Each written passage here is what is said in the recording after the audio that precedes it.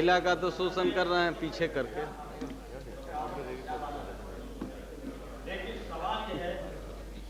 आज एक तरह का साजिश है संविधान संशोधन करने के लिए।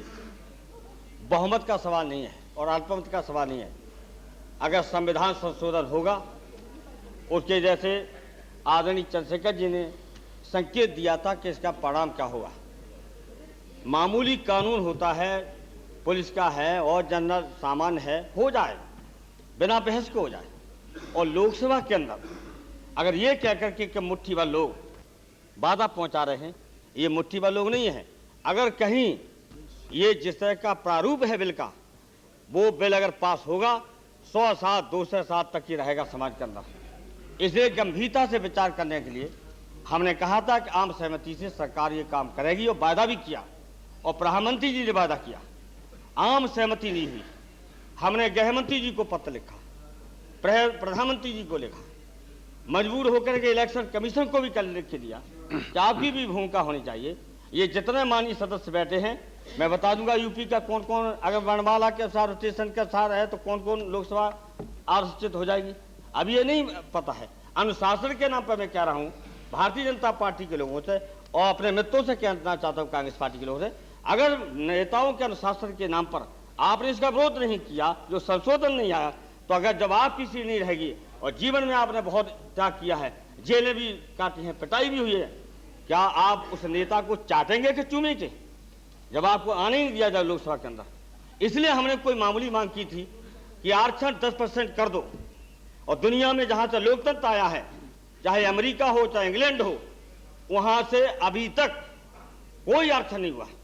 अभी विश्व स्तर पर महिला सम्मेलन हुआ था, उस महिला सम्मेलन में वहां की महिलाओं ने इनकार कर दिया कि हमें आरक्षण नहीं चाहिए। फिर कितना हमारे यहाँ गरीबी है, पानी है, तमाम समस्या हैं, किसान की समस्या है, अफसरों की समस्या है, उन समस्याओं के कोई प्राथमिकता नहीं। ध्यान देश का बटाने के लिए इस तरह के रोजाना विवादित कानून बनाने की साजिश हो रही।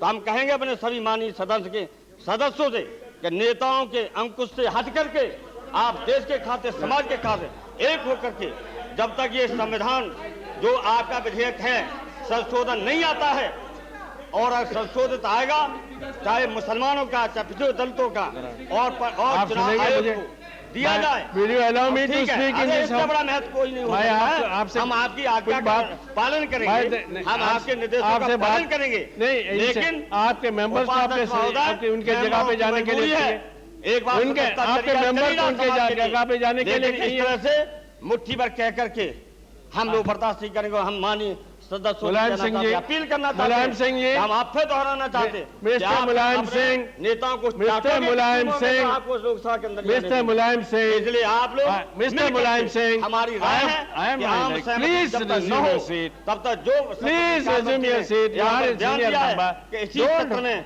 आप पेश करेंगे, वो अपना वापस लें और संविधान मिस्टर मुलायम सिंह करने के लिए आम सहमति बनाए, तब पेश किया जाए।